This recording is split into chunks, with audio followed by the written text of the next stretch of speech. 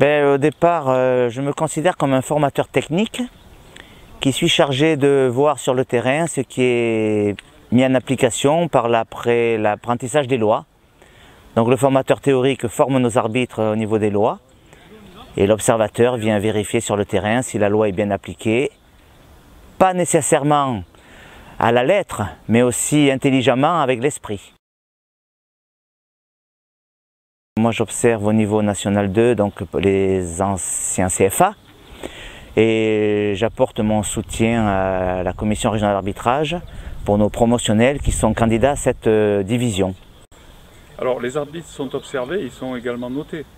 Tout à fait, on a une grille d'évaluation qui est définie par notre direction technique de l'arbitrage. Les ligues ont adopté le même support, et ce qui permet d'avoir la même philosophie théorique au départ, qu'on soit à Brest, à Dunkerque, à Nice ou ici à Boulouris.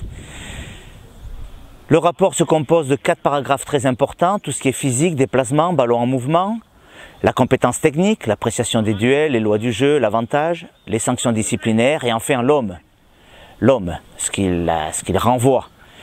Et nous avons des items pour chaque catégorie, chaque paragraphe. Et après nous donnons une note que nous envoyons à notre direction et nous classons nos gars. Et c'est un concours permanent. C'est ça, donc c'est ce qui veut dire qu'à la fin de la saison, ils ont une note globale qui va déterminer éventuellement une accession, un maintien, voire une descente. Exactement. Alors nos promotionnels sont vus 3 fois par les mêmes observateurs, c'est important. Et nous les classons au fur et à mesure. Et à la fin, le premier est premier, le dernier est dernier. Et en fédération, il y a 4 groupes de F4. Cette année, cette fin d'année a été très compliquée, puisque d'un effectif de 90 gars, on est tombé à 48. On a 4 poules géographiques de groupes de 12. Vu par 6 observateurs. Les meilleurs présenteront les playoffs, c'est-à-dire le National 1.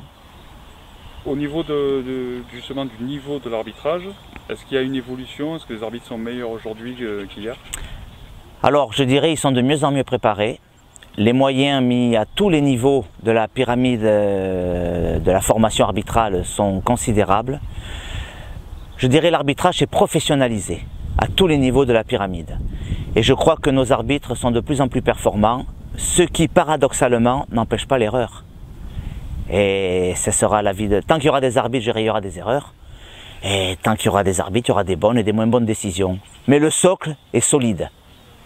Nos gars sont performants. Merci.